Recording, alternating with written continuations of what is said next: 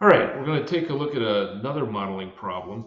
This is something that over the years I've found students have a little trouble with. And it's handling mechanical components in series. So let me just give you an example of what I'm talking about.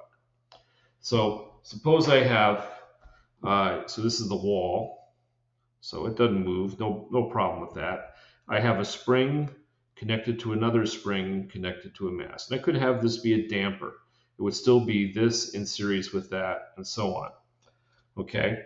Uh, Students have trouble handling this point, and it's really simple to handle. When you have components in series, and if you think we've already had stuff in parallel, so you have like this, a spring and a damper both going to a wall. So they're in parallel. But here we have the force going through from one into the other as such. That's in series, and that bugs people. Here's the solution. Treat this point where they're connected as a mass. So let's just pretend there's a mass here, except it's a mass with mass 0. And we'll handle it exactly the same. So let's just see that.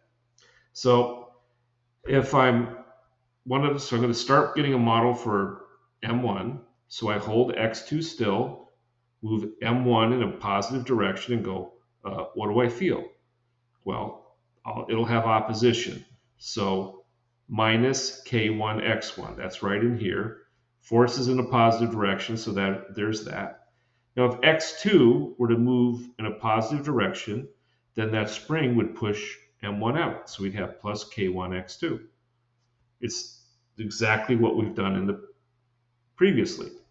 So, but to get this thing done now, I have to do this at this virtual mass. So I'm going to do the same game here, except M2 is 0.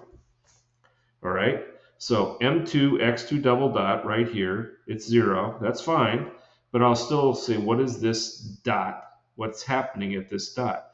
So if I move X1 in a positive direction, then X2 will feel this pull over this way. So that'd be a K1, X1. That's what it feels.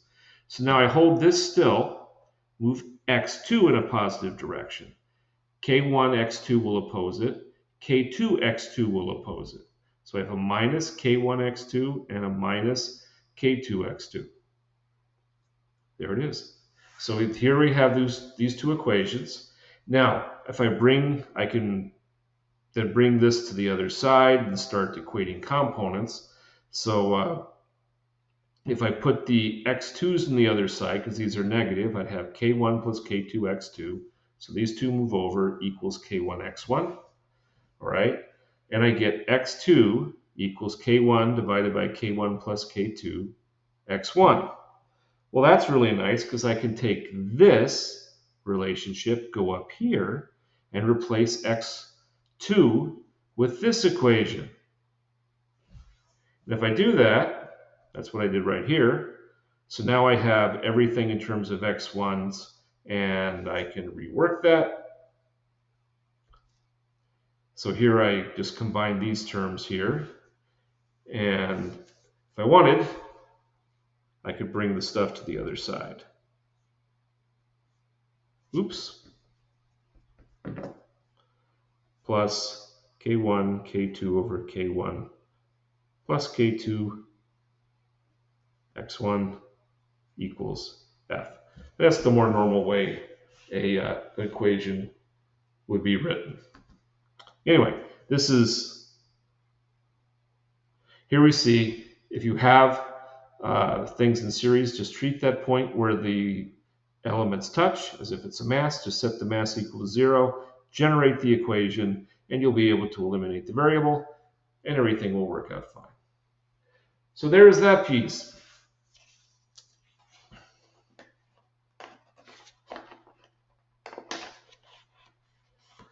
And looking at this, I will stop this here and come back soon.